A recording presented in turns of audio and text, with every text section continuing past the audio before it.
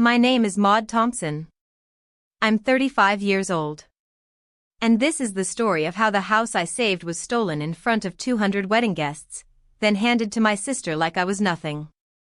It happened the night of Clarissa's wedding. She wore a $9,800 designer gown and glowed like a showroom mannequin beneath chandeliers I unknowingly helped pay for. As the applause thundered through the room, I sat frozen, watching my father toast. To Clarissa and Jeremy, he beamed, "Your mother and I have a special gift to start your new life, our home on Maplewood Drive." Maplewood. The house I had been secretly funding for 5 years.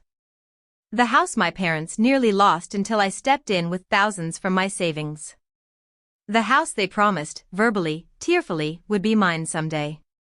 And now it was a wedding gift. To Clarissa. There was no thank you. No acknowledgement. Just applause, tears, and that same old assumption that I, Maude, the strong one, the reliable one, would be fine. I remember gripping my champagne glass so tightly the stem snapped. Nobody noticed.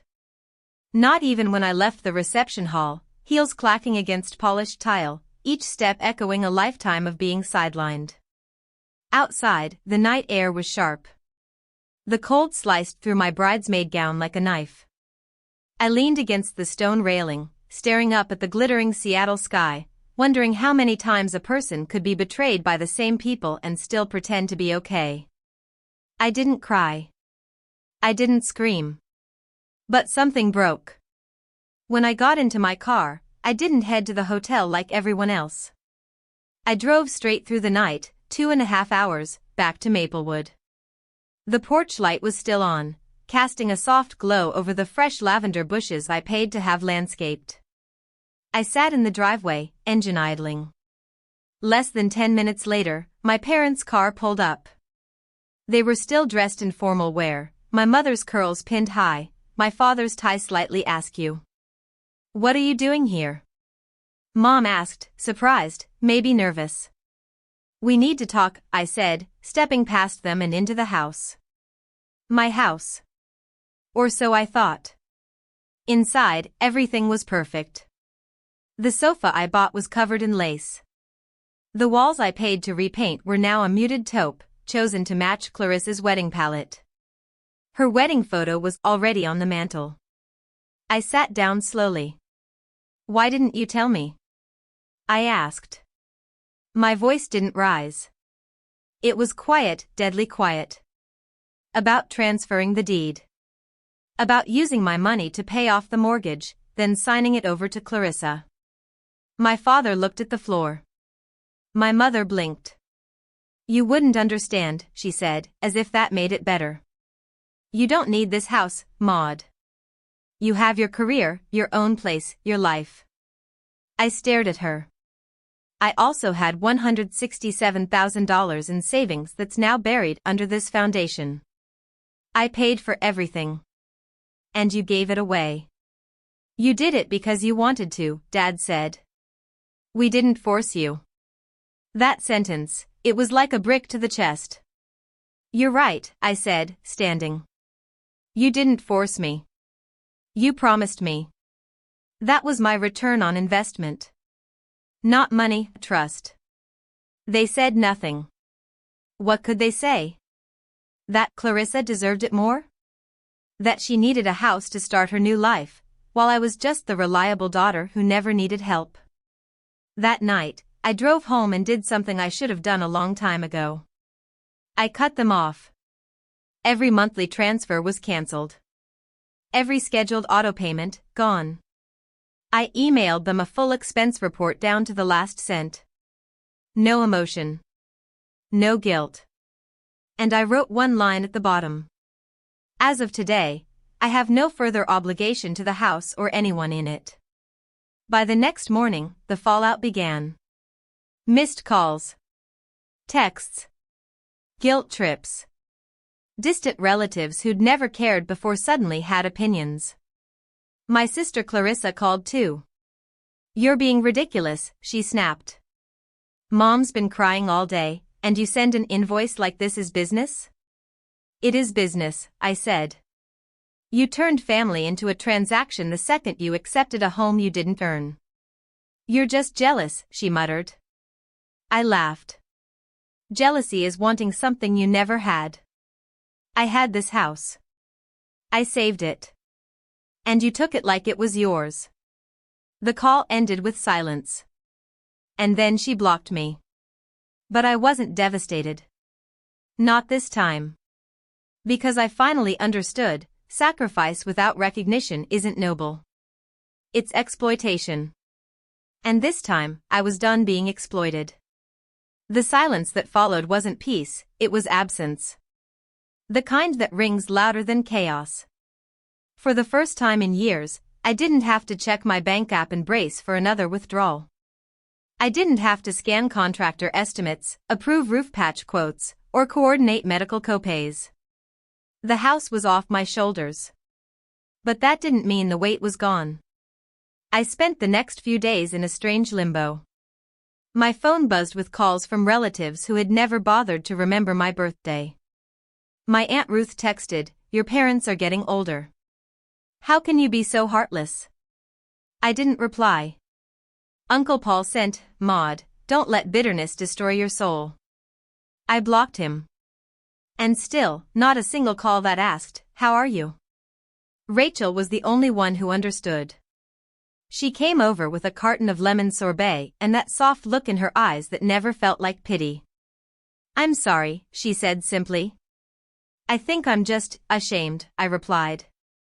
"That I thought being good would be enough." "You were the support beam in a house they built around Clarissa," she said. "And now they used that beam to build her wedding stage." I laughed. But it was hollow. "Yeah. And the worst part is, I volunteered." Rachel nodded. "But now? You're free." That word, it lingered in the air. Free. I didn't feel free. I felt emptied. But emptiness can be a blessing when you realize it's the first step toward choosing what to fill yourself with next. The following week, I dove into work like I was chasing oxygen. New listings, 2 closings, and a promising meeting with a local developer about green residential communities in Hillsborough. I outlined marketing strategies, expanded my network, and even hired a virtual assistant to handle scheduling. I didn't stop. I didn't slow down. Until one day, my phone buzzed again. Dad. I stared at the screen. The contact photo was still an old one, him at the beach in a straw hat, Clarissa laughing in the background, me barely in the frame. I let it ring. Voicemail. Then again. I picked up the third time, out of habit, not softness. His voice was smaller than I remembered. "Maude. I didn't come to ask for anything." I said nothing. I just wanted to say, "You were right." Still nothing. "That house, it's not the same without you." A pause. Clarissa and Jeremy moved to Denver. They couldn't keep up with the costs. Turns out, owning a house takes more than candles and Pinterest boards. I closed my eyes. "Of course." He went on, stumbling through his words like stepping across broken glass. "Your mother and I, we're renting a unit now. In Tigard. A small place. No porch swing." I wanted to feel triumphant. But all I felt was tired. "I don't expect forgiveness," he added. "But if there's ever a moment when you might have coffee with your dad, I'd take it." The call ended with a quiet click. For days, I didn't respond. I told myself I was still angry. But the truth was more complicated than that. I wasn't angry anymore. I was grieving. Not for the house. Not even for the money. I was mourning the version of me that kept trying. That girl who thought if she just gave enough, worked enough, loved enough, they'd finally see her. That girl was gone. And in her place stood someone who had learned that kindness without boundaries is a recipe for self-erasure. 2 weeks later, I visited Ashland. My little lakeside cabin, the one place untouched by anyone's expectations. I repainted the office. Bought a new reading chair. Rachel brought pastries and brewed coffee, and we sat on the back deck, saying nothing. Just breathing. I started therapy. Not for revenge. Not even to process the betrayal. But because I didn't want to rebuild my life on a cracked foundation. Madeline, my therapist, asked me something in our second session. If you had nothing left to prove, how would you live? I didn't answer then. I still don't fully know. But I do know this, I would never again measure my worth by someone else's gratitude. I would never again invest in people who saw my efforts as obligation. And just when I thought the dust had settled, it happened. Another phone call. But not from Clarissa. Not from my parents. From the police. Hi, is this Maude Thompson?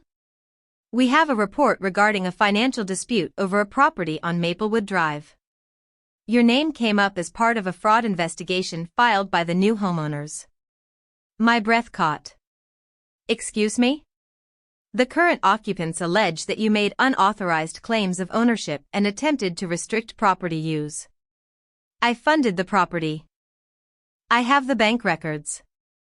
They gifted it without telling me. Ma'am, we're not making judgments. We just need to ask a few questions. If you're available to come by. I hung up. I stared at my reflection in the window, hands trembling. Clarissa had called the cops. On me. I didn't cry. I didn't panic. I did what years of silent sacrifice had trained me to do, I got organized. That night, I printed every transaction, email, and invoice I had ever made for the Maplewood house. I assembled everything into a thick black binder, indexed with color-coded tabs, mortgage, repairs, insurance, medical payments. Every page screamed one truth, I hadn't taken anything. I'd given everything. The police officer I met at the station was polite but clearly skeptical. Miss Thompson, the report alleges that you implied ownership of the Maplewood property and interfered with the couple's right to privacy. I slid the binder across the table. I didn't imply ownership, I said calmly. I funded that house for 5 years, $167,420, every cent documented. I never took a key. Never changed a lock. I simply stopped paying for what was no longer mine. He flipped through the pages slowly. And the further he went, the more his tone shifted. I see you even paid for their medication and property taxes? Yes. He looked up. And they filed a report against you? I nodded. He exhaled. Honestly, this looks like a civil matter. But you'll want to be careful. They're framing this like a harassment case. If they pursue it, you might need legal counsel. Of course. Of course Clarissa wouldn't just take what wasn't hers. She'd twist the narrative too. Make herself the victim. Just like always. On the drive home, I didn't play music. I didn't call Rachel. I just drove in silence, the weight of old wounds pressing against my ribs. By the time I pulled into my apartment parking garage, the numbness had turned into steel. If they wanted to turn this into a public mess, I was ready. I wasn't a broke teenager anymore. I wasn't the invisible daughter anymore. I was Maude Thompson, a respected name in Portland's real estate industry. I had a reputation. I had receipts. And I had power. The next morning, I called an attorney I had worked with on a development deal, Isaac Bellamy, sharp as a blade and twice as fast. After I explained everything, he whistled low. You're lucky you kept documentation, he said. I've seen people dragged into lawsuits for a lot less. Can they actually sue me? They can try, he said, but they'd be standing on sand. You're clean. But you know what I'd do? What? Beat them at their own game. Isaac drafted a formal cease and desist, citing financial manipulation and defamation, with a polite reminder that any attempt to slander me could be met with a counterclaim. We filed it the same day. And then we did something better. We published it. Quietly, strategically, through legal forums and shared realtor networks. Without drama. No headlines. But enough visibility that Clarissa and Jeremy would feel the heat. And the most satisfying part? Within 3 days, Clarissa emailed Isaac directly. Subject: let's settle this privately. But I wasn't interested in privacy anymore. I had lived in the shadows of someone else's spotlight my whole life. This time, if a light was on me, it would be one I controlled. That weekend, I drove to Ashland to clear my head. The cabin welcomed me like an old friend, quiet, calm, and free of betrayal. I made tea, opened my laptop, and began writing. Not to Clarissa. Not to my parents. To myself. A letter titled, Why I Stayed Too Long. It wasn't for closure. It wasn't even for healing. It was a record. A written confession to the girl I used to be, the one who thought being needed was the same as being loved. Halfway through, my phone buzzed. Rachel. You near a TV? No, why? Turn it on. Local business channel. Channel 4. I flipped on the screen. Jeremy Blackwell's face was plastered across it, alongside the headline. Restaurant chain under fire, Blackwell family accused of defrauding investors. I blinked. Rachel laughed softly. Looks like karma didn't waste time. Clarissa's golden husband wasn't just struggling. He was drowning. Financial crimes. Shell companies. Lawsuits incoming from at least 3 states. The same man they handed my house to. I leaned back in my chair, let out a long breath, and smiled. The Maplewood house was about to become an albatross around their necks. Worthless. Maybe even seized in litigation. And suddenly, the police report made sense. They were desperate. Trying to preemptively discredit me before their whole illusion came crashing down. But I wasn't the same girl who kept quiet anymore. This time, I had a voice. And I was going to use it. Clarissa always had a way of floating through disaster untouched, like a paper lantern gliding above the fire she helped light. But this time, the fire caught up. The news kept rolling. Every headline dirtier than the last. Blackwell Holdings under investigation. Restaurant chain CEO involved in Ponzi scheme allegations. Luxury lifestyle fueled by stolen money? Jeremy's polished image cracked fast. Photos of lavish vacations, multi-million-dollar homes, and wellness retreats suddenly reappeared with captions like, "This was funded by investor fraud?" Clarissa went radio silent. No posts. No filtered beach sunsets. No spiritual affirmations. And just like that, the house she'd been gifted, my house, became radioactive. Rachel called the following week. Did you see the listing? What listing? The Maplewood house. It's up for sale. I dropped everything and pulled it up online.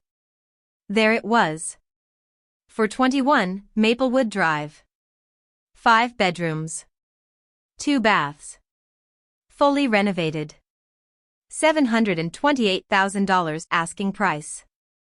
Move-in ready, ideal for couples starting a new chapter. No mention of the unpaid debt it carried. The betrayal it was built on. The woman who silently saved it. The next day, I received a letter. Handwritten. Postmarked from Tigard. My mother. Maude. We've moved out of the house. Clarissa said it's no longer practical. Jeremy's facing legal trouble. We don't know all the details. She's staying with a friend in California. Your father and I are renting a small place near downtown Tigard. It's quiet. Simple. Feels like starting over. I wanted to say. I know now what that house cost. Not in dollars. In what it took from you. From all of us. You didn't just save it. You held us up. And we gave it away like a party favor. I won't ask for forgiveness. But if you ever want to meet, I'd like to understand more. I want to be better. For real, this time. Mom. I folded the letter slowly. I didn't cry. But something in my chest shifted. A small stone, loosening from the wall I had built brick by brick. I set the letter down and opened my calendar. Booked my therapist. Scheduled a Saturday drive to Tigard. No promises. Just curiosity. The visit was brief. Their apartment was modest. A rented 2-bedroom with a tiny kitchen and a balcony overlooking a parking lot. My father looked older. Not just gray, but hollowed out. Like years of denial had finally cashed their check. I wish we had done things differently, he said. But I'm glad you finally said no. You saved us, and we acted like we were entitled to it. I nodded. You didn't just give the house away. You gave away trust. He didn't argue. Just nodded slowly, like someone accepting a sentence they knew they deserved. We didn't talk about Clarissa. But I knew from the heaviness in my mother's voice that things weren't good. The fairy tale had cracked open. And no one was rushing to tape it back together. I left their apartment not angry, not relieved, but realigned. I hadn't come for closure.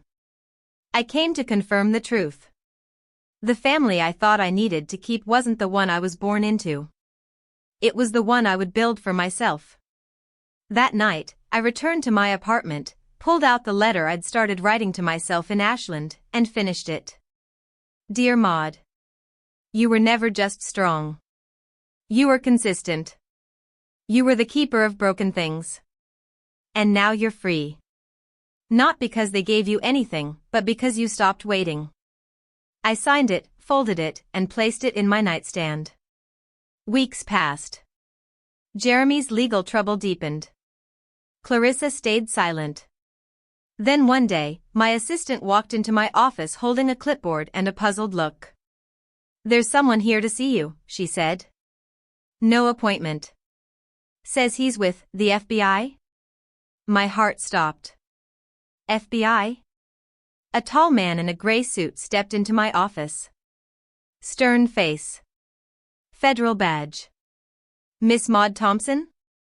Yes. We're investigating financial transfers related to Mr. Jeremy Blackwell. Your name came up connected to the Maplewood property. Do you have a few moments to answer some questions? I sat down slowly. Of course. I handed him my binder, the same one I'd compiled for the police. The man scanned the documents, nodding slowly. You're not under investigation, he clarified. Quite the opposite. You may have the cleanest record in this entire mess. Relief flooded me. But I do need to ask, did you ever suspect Mr. Blackwell of moving assets under other people's names? Did anyone try to convince you to sign anything? No. I refused everything. I only ever gave money to my parents. He nodded. Good. You may be called as a witness in the fraud hearings. We'll be in touch. After he left, I sat in my chair for a long time. Not afraid. Not anxious. Just still. Because in that moment, I realized something simple but enormous. Not only had I survived, I had proof. Proof of my integrity. Of my strength. Of my clarity when everyone else was spinning illusions. I wasn't just the forgotten daughter anymore. I was the witness. And soon, the world would see exactly what they had tried to erase. The day I stood outside the courthouse, summoned as a potential witness in the Blackwell fraud case, something strange happened. I felt calm. There was no panic, no flashbacks to being the overlooked daughter, no trembling under the weight of old betrayals. Just crisp air, sharp heels, and the unmistakable weight of truth in my handbag, my binder of evidence. I wasn't here for vengeance. I wasn't even here for vindication. I was here because someone needed to finally say it out loud. What happened wasn't fair, and I didn't imagine it. Inside, the courtroom buzzed with reporters, murmurs, and the sour scent of scandal. Jeremy Blackwell sat across the room in an expensive gray suit that couldn't hide the sweat on his forehead. Clarissa wasn't at his side. I later learned she distanced herself after the charges intensified. Her goddess energy Instagram went private. Her followers dropped by the thousands. Influencers who once tagged her now carefully scrubbed their mentions.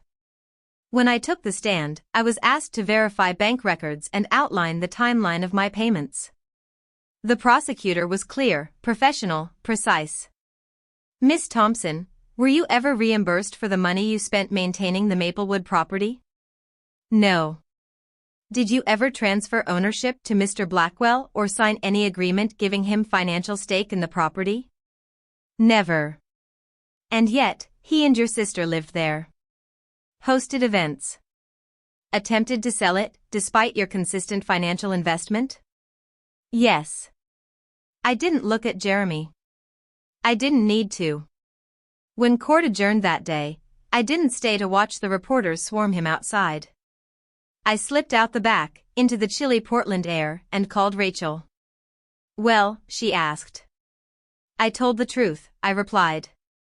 She was silent for a second. That's what you've always done, Maude. The only difference now is the world finally heard it. That night, I sat in my Ashland cabin, fire crackling low, binder closed.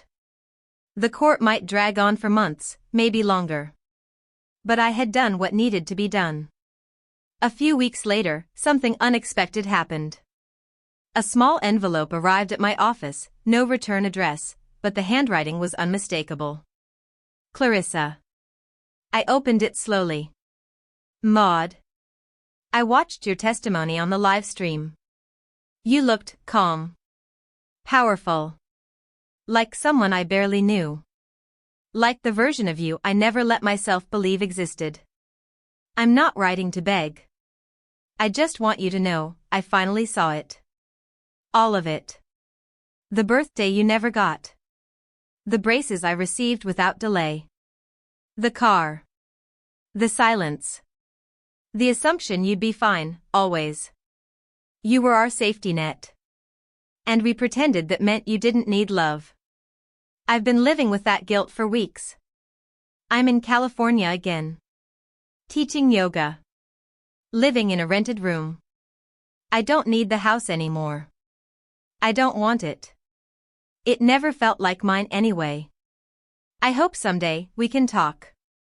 Not as sisters, maybe. But as two women who survived the same storm and finally saw it for what it was. Clarissa. I stared at the letter for a long time. My fingers didn't tremble. My eyes didn't tear. Not because it didn't mean something. But because this was what accountability looked like. It wasn't perfect. It didn't fix everything. But it was a start. Later that month, I filed a lien against the Maplewood property, citing unpaid debt and equity interest based on 5 years of documented financial contribution. Isaac, my attorney, smiled when the paperwork went through. It's not about the house, he said. I know, I replied. It's about no one ever treating me like I was invisible again. The house sold 3 months later, at a loss, thanks to the damage Jeremy's name had done to the neighborhood's trust. But the lien ensured that I received a large percentage of the proceeds. Not charity. Not a favor. Justice. The funds went straight into a new investment, one I'd been dreaming about quietly. A real estate mentorship program. For girls like me. Girls who grow up being told you're strong, you'll figure it out while others are cradled and coddled. I called it the Foundation Project. Because strength isn't born in silence, it's built in the cracks people ignore. And now, I was helping others pour their own concrete. Brick by brick. When I first walked through the doors of the new Foundation Project office, a small 2-story building with exposed beams and a giant chalkboard wall, it didn't feel like victory. It felt like arrival. Everything in that space was mine. Not because I'd bought it with money, but because I'd earned it with everything they once tried to take: my voice, my clarity, my right to be seen. The girls we mentored came from different walks of life: foster homes, shelters, broken families. Some of them barely spoke in the first few sessions. But I recognized that silence. It was the silence of a girl who had never been chosen. So we didn't start with market trends or mortgage rates. We started with self-worth. With boundaries. With the power of a well-documented receipt. If you give, I told them, do it with your eyes open. And if someone promises you the world, make sure you own the map. They listened. Not because I had a TED Talk voice or war power suits, though I did sometimes, but because they saw in me what I once needed to see in someone else. That survival isn't the same as success. And that healing doesn't mean pretending it didn't happen. It means learning how to build something beautiful from the ruins. By the time spring came around, I had 5 men working part-time in various agencies across Portland. 2 had already passed their licensing exams. 1 had closed her first rental listing. The house I once saved, Maplewood Drive, was someone else's problem now. A newlywed couple bought it, unaware of the layers of betrayal and lies buried in the soil. I let it go. Because it no longer had power over me. What still surprised me, though, was the slow, steady change in my parents. They didn't push. They didn't beg. But they showed up. My father emailed now and then, not to apologize, but just to say hello. To send articles about greenhousing. To ask about foundation. My mother, after nearly a year in counseling, invited me to a Sunday breakfast in Tigard. We met at a modest diner. No pretense. No tension. Just 2 people trying to bridge something that had cracked too deep for small talk. She wore her wedding ring still, but I noticed she kept turning it on her finger, like she wasn't sure it fit anymore. Over pancakes and black coffee, she said, I used to think giving Clarissa everything would fix the part of me that never felt enough. And me? I asked. You were the proof I could do better. So I ignored you. Because if I looked too closely, I'd see how much I failed you. I didn't speak. The syrup bottle between us seemed to carry more weight than the conversation. I'm not asking to be your mother again, she said softly. But maybe we can start as 2 women who got it wrong and still want to try. I nodded. That's all I could give. And it was enough. Later that week, Clarissa emailed. She didn't ask to meet. She didn't even reference the court. She just wrote 1 line. I hope your girls know how lucky they are. I didn't respond. Not yet. Some doors stay closed for a reason. But I didn't delete the email either. Instead, I printed it. Folded it. And placed it in the same binder where I had once stored invoices and betrayal. Because even shattered mirrors deserve to be kept somewhere. A few months later, a local news station reached out. They wanted to do a spotlight segment on women in real estate changing the game. I almost said no. But Rachel, always the wiser voice, nudged me. Maude, she said, this isn't about revenge anymore. This is about legacy. So I said yes. When the camera crew arrived, I was ready, not polished, not perfect, but rooted. They asked about foundation. About how it started. And I told them the truth. Someone once gave away the house I saved. Said I didn't need it. That I was too strong to need help. But what I really needed was to be seen. The interviewer leaned forward. And now? Now, I smiled, I build homes no one can steal. And I teach other girls how to do the same. The news segment aired on a Friday night. Nothing flashy, just a 5-minute feature on Channel 8. But when I watched it, sitting on my couch in sweats with Rachel beside me, something inside me stilled. There I was, on screen, standing outside the Foundation Project office, my voice calm but firm. I'm not rebuilding what was lost, I had said in the interview. I'm building what I was never given. The next morning, my inbox flooded. Strangers. Single moms. Young women in school. Even retired agents who said they'd once been the invisible daughter. They wrote about favoritism. About betrayal. About the quiet ways families steal from the ones who hold them up. Some of them just said, "Thank you." I thought I was the only one. But what shook me most was the letter that arrived the following Monday. Handwritten. Neat cursive. Slightly smudged in the corner. From my father. Maude. I watched the interview. Twice. You didn't name us. You could have. You had every right. But you told your story with dignity. You stood tall, without bitterness, without blame. That's more grace than we ever gave you. I hope you know the silence we kept all those years wasn't strength. It was fear. Fear that if we acknowledged the way we treated you, we'd have to admit we were never the parents we thought we were. You were never invisible. We just didn't look close enough. Thank you for showing us how to look again. I read it 3 times before tucking it in the same drawer as Clarissa's note and the final lien release from the Maplewood house. They weren't wans anymore.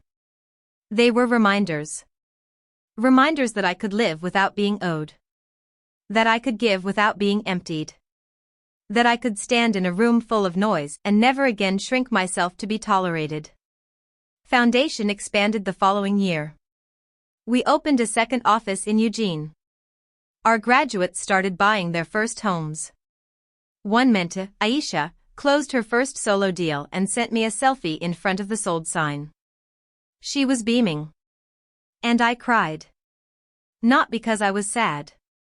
Not because I was proud. But because she didn't ask for permission to stand where she belonged. She claimed it. Like I had learned to do. One afternoon, while reorganizing my files, I found the old photograph, the one from Clarissa's 16th birthday. The party with the bounce house, the glitter balloons, the camera flash illuminating her pink tiara. Off in the background, barely visible, was a shadow of me, standing by the window, holding a single cupcake. For a second, I felt the old ache. That familiar sting of being forgotten. Then I flipped the photo over and wrote in thick black pen. She was never invisible. They just weren't looking. I placed it back in the drawer. Not hidden. Not displayed. Just kept. On my terms. Years from now, someone might find that photo. Maybe a mentee. Maybe a friend. Maybe no one. But I'll know that for once in my life, the story didn't end with loss. It ended with a door I built from scratch, one that only opens to respect and fairness. And for the first time in a long time, I'm not waiting for anyone to knock. Because the life I have now? It's mine. Every brick. Every room. Every inch. This is Maude's story. And it's not one of revenge. It's a story of recognition. Of learning to stop waiting for the apology that may never come, and building a life that never needed it in the first place. Maude's journey reminds us that sometimes, the most powerful thing you can do is walk away without setting the house on fire. Kindness is not a debt. And boundaries are not betrayal. In a world that often celebrates those who take, this story honors the strength of the ones who give, quietly and completely. What do you think? Was Maude too firm, or was this the boundary she needed to heal? Share your thoughts in the comments, and don't forget to subscribe to Revenge Echoes for more true stories of justice, healing, and powerful comebacks.